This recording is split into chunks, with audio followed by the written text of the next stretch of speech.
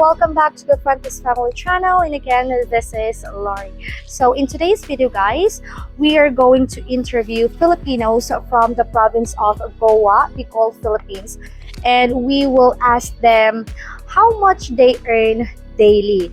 Yes guys, I know it's not common in many countries to disclose their salary and be open about it to the public, but most Filipinos they're open to share it to the public. Well, I guess it's because of the differences between the cultures, but who knows? Okay, and also guys, we will make sure that we ask their permission if we could interview them and mention their salary to the public or on video and ask their consent to publish it on YouTube. Remember also guys that their salary is province rate. Of course, if you are working in the city, you will earn more than what the minimum wage of a worker in the province. Lastly, as a disclaimer guys, we are not doing this okay to shame anyone on how little or how much they make. This will show you why a lot of Filipinos choose to work abroad as an overseas Filipino worker. And you know, since there's not a lot of opportunities to earn a good living in the Philippines. So enjoy the video guys. Ate, what is your name? Jonalyn Hilyo po. Jonaline. Okay, that's a very beautiful name. Nice to meet you. How old are you, Ate Jonaline? 24. 24. Okay. So, are you single or you're in a relationship? In a relationship, You have a husband, live-in, live-in partner. You have kids.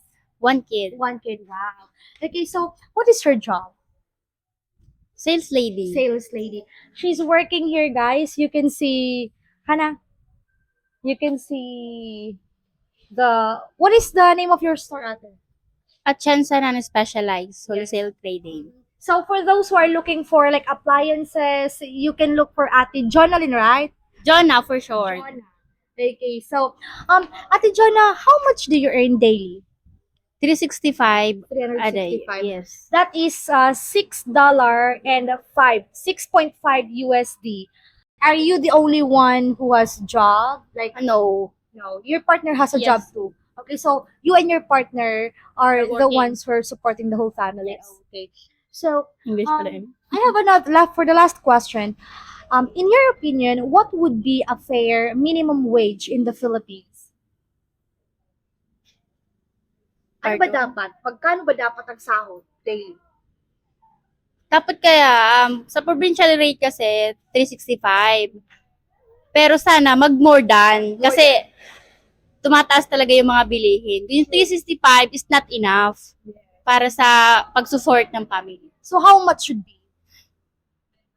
500 or 500. 400. How much is the city rate right now? Provincial rate is 365 talaga. Ang minimum is 365. Yung sa city? Sa city, mga Manila, mga 500 something, 570, I'm not sure.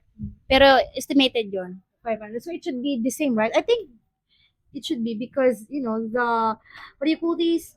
Like the groceries and everything are just the same, right? The prices, right? The prices, oh. Okay, well, Ate Jonah, thank you so much. Would you like to shout out? Sure. Shout out po sa mga naghahanap po ng appliances. Look for a chance na specialized beside LTO Tigaon. Yes, we're in Tigaon, guys. You can have a lot of like TV, like beds, like Washing, machine, everything. electronics, badminton, yung mga naglalaro po ng badminton. Meron din po kami. Yes, especially those foreigners who are planning on moving here in the Philippines. You can visit Atienza store here in Tigaon, guys. Yes. Ate, what's your name? Jessa, Jessa. Very beautiful name. Nice to meet you. How old are you, Jessa? 21 years old. You are 21 years old. Okay. Are you in a relationship or you're single? Yes, You are. You're in a relationship. Okay, she's in a relationship, guys. Okay. What is your job? Sales lady po. Sales lady. Yes, yes. She's working in a thrift store where the clothes are brand new, right? Mm-mm. Yes, but they're selling also used bags, used shoes. Of course, it's a thrift store, so mostly are used. But how much do you earn daily? Yan na po.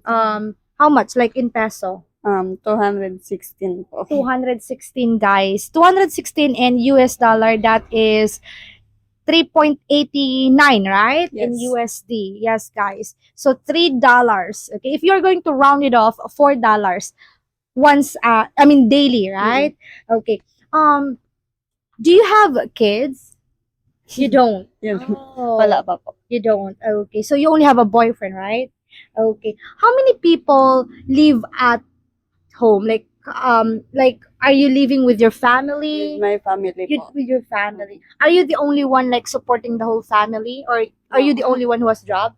No po. No. May kapatid din po kami You have- po work. Oh, she has siblings, guys. Okay, I see. How many people are you living at home? Wait lang po. Bilangin ko lang. Kapatid ko, si mama. Bali po kasi may dalawang bahay sa amin, dalawang bahay. Tapos yung isa ko pong kapatid, doon sa bahay na, doon po siya Nakatira. Oo. Tapos, sa bahay po namin, Sa bahay nyo lang. Dun lang, para wala tayong sa bahay nyo lang. si mama po, tapos yung kapatid ko, tapos yung anak po ng kapatid ko. Ilan lahat? Bali, 5 po kami sa amin. Five people living at home. But your sister, your sibling is also helping, right? Yes po. Wow. So she doesn't have kids. So you're helping your family, right? Bali po, nag-work po ako part-time lang po kasi mag-board exam po ako, nag-iipon. Oh, wow. Nag-iipon lang. So she's working here as a part-time job because Opo. you're going to take an exam. So you finished your college, right? What course you took? Midwifery po. Midwifery. Wow. So she just need money to support her studies, right? Because you're going to take Sa an review exam. po. Review. Okay, I see. Wow. Well, congratulations. Thank you. Okay. Thank you so much. I have this phone, guys, because in case I forgot the question, so I can ask the interview, because I know some people would say that why are you holding, or why are you carrying phone? But anyway, for the last question, in your opinion, what would be a fair minimum wage in the Philippines? Siguro po, nasa 350. 350. What is that? Province rate or Parang city? Province. Rate. 350. Why 350? Parang yun po kasi yung naririnig ko sa iba po. Oh, because that's what she heard from others. 350. Ate, what is your name? Maricar po. Maricar. Nice to meet you, Ate Maricar. Nice to meet you, Ate. Okay, how old are you, Ate Maricar? 30.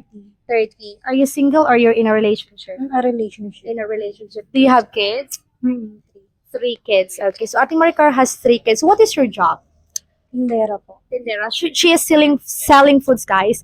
Those are the foods that Ate Maricar are selling. Fried chicken, and then chicken skin, and then spring rolls. Okay, so Ate Maricar, how much do you earn daily? 250 lang. 250. Okay, 250 pesos. That is 4.5 USD. So, how many people do you live at home with you? 5. 5. Okay, so her partner, her, and then her 3 kids, right? Are you the only one has a job? So you're the only one supporting the whole family, right? Oh. I have last question, Ate Maricar. In your opinion, what would be a fair minimum wage in the Philippines? Siguro 550. 500 pesos. Oh, 550 or 500 pesos. Ate, what's your name? I'm Chinese Moralde. Janice? Janice. That's a very nice name. Nice to meet you, Ate. How old are you? 31. 31. Wow. Are you single or you're in a relationship? Widow yung You're widow. Also, you have kids.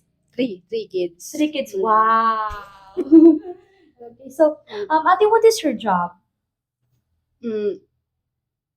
Dito sa yung nag-ano ng mga milk tea, gumagawa ng pizza, fries, gano'n.